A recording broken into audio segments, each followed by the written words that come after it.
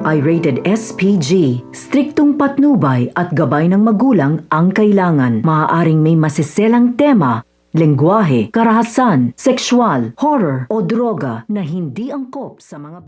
Matapos nga, ang hindi maganda pag-uusap ni Dara at nito ni Minchi ay nagilty itong si Minchi at kanya nga kinausap itong si Charis dahil ito nga ang masyado ngang naaapektuhan sa bangayan nilang dalawa.